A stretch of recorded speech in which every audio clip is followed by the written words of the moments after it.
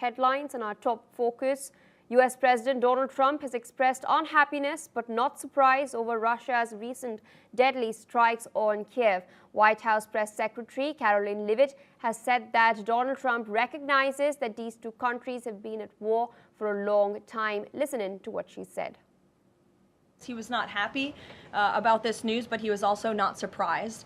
These are two countries that have been at war for a very long time. Russia launched this attack on Kyiv, and likewise, Ukraine recently dealt a blow to Russia's oil refineries. They have taken out, as a matter of fact, 20% of Russia's oil refinery capacity over the course of their attacks throughout the month of August. So the president is continuing to watch this intently, and this killing, unfortunately, will continue as long as the war continues, which is why the president wants it to end, and that's why he's worked harder than anyone to end this war.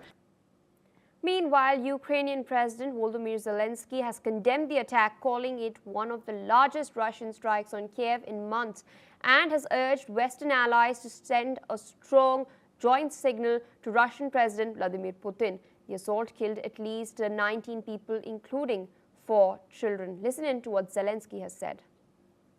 Цей удар абсолютно чітко демонструє, що російські цілі дійсно не змінилися. Вони хочуть воювати, б'ють не тільки по наших людях, не тільки по наших містах, наших громадах. Росія зараз завдає ударів по всім у світі, хто прагне миру. Це удар по Україні, це удар по Європі. Також це удар Росії по президенту Трампу, по інших глобальних. All right, there you've seen it, viewers, how Zelensky has reacted to the tragic strike that has taken place in Kyiv. Meanwhile, joining us on the broadcast is Professor Jim Rice. He's a professor of international law, joining us live from the Philippines. Thank you so much for taking our time speaking to us on NewsX World.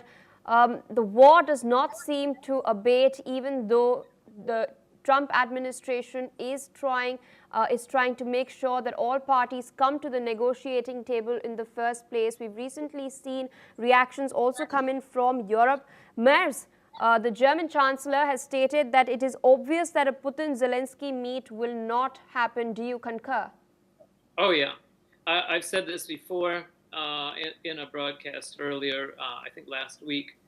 I very much doubt that Putin will meet with Zelensky either in a bilateral or a trilateral session, basically because Putin has no intention of negotiating in good faith, none whatsoever.